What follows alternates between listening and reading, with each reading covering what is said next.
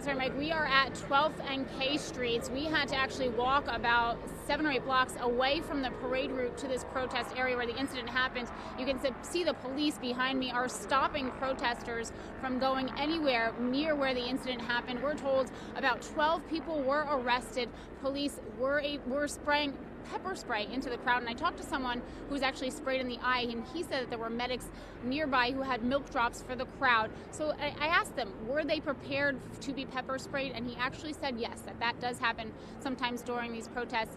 He also said that several organizations who were protesting Trump becoming president was also, I'm sorry, something's happening behind me, was also the reason that all of a sudden 1,000 people came together, and that was part of the problem. I'm here with Minister Matthew Wilkie, the minister of a church about a half a block away.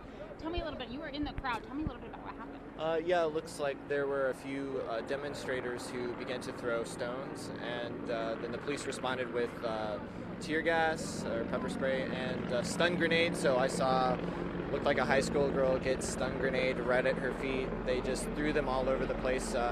And there were just a few rocks, so it began to escalate pretty quickly, and as you can see, they pushed through and they blocked off several streets, and they've been pushing people back, and now they're sending in more and more police as things continue to escalate, and so it's... What caused the police to act?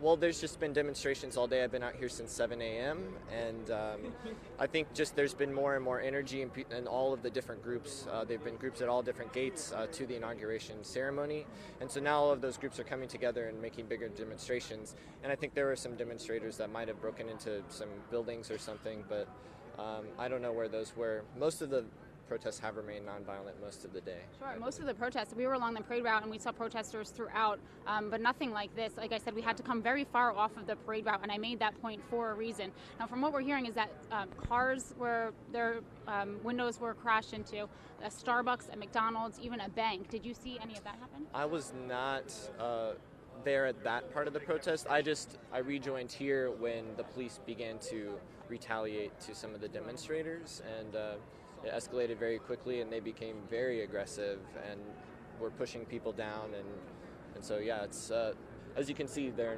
not budging, and they've become quite aggressive. So yeah, you can see the police behind, making sure that again nobody goes into the area where the incident apparently happened, right off of 12th Street and K.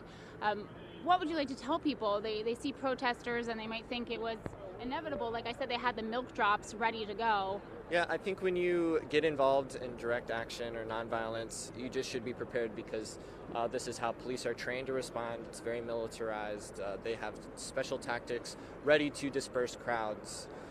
So I've been seeing police drive their motorcycles through dense crowds all day, all kinds of things to try and break up crowds. But I think if you're into different kinds of justice work, if you care about your community, you end up standing up despite whatever the police, because you believe, just because it's law doesn't make it right. And so that's what I'm here in my neighborhood representing my church. So thank you so much for your time. And the rain, you talk about crowds dispersing, the rain is starting to fall, so that could also have an effect. Again, police behind me, you can see them blocking off K and 12th Street right now.